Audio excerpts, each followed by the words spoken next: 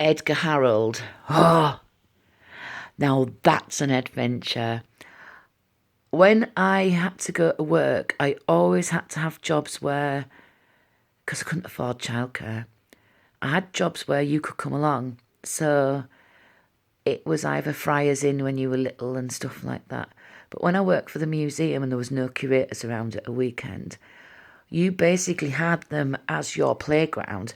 So you had like an old museum with taxidermied animals in there and like natural history, local history. You had the rotunda, which was like full of interesting different things in there. And then you had an art gallery. And it's when you met Betty. And Betty was a little old lady that used to come in with her friend Doreen.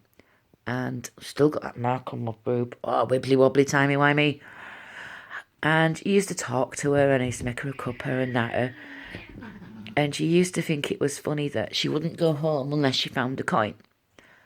So one day, walking to work, we find a coin on the road. And we go, we'll leave it for Betty.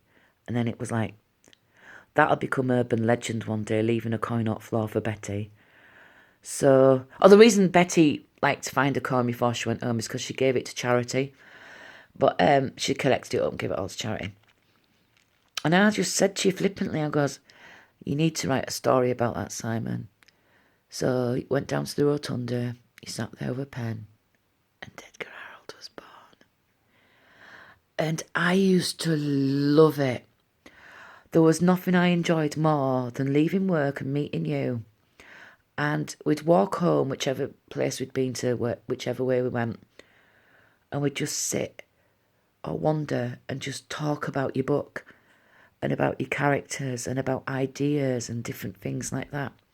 And I really miss them times because I don't like walking around on my own. Problems with my eyes and shit like that.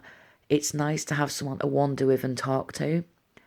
I'm used to wander everywhere. And this goes back to you liking walking, wibbly wobbly timey wimey thing. But, and your wild friend one. You would go out on a night and you'd just sit there with a notebook and just watch the world go by and write notes. And as a writer, that's invaluable because you're putting yourself in a position where you're seeing things firsthand and you're experiencing it. So that then when you write, you're giving that experience and those little details to your readers. So anybody reading your book will be like, it's like living it. It's like, you know, you can see it in your mind. Not just like a book where you see it in your mind. You see it and you're experiencing it in your mind because of the way that you've written it.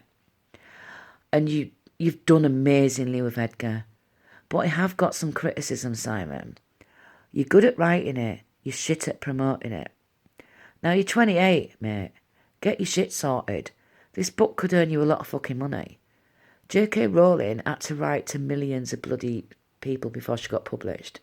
Don't just write to one or two and be disheartened. Get your shit together. Get yourself an agent and a publisher and everything like that and get that book out into the world. It's fucking brilliant.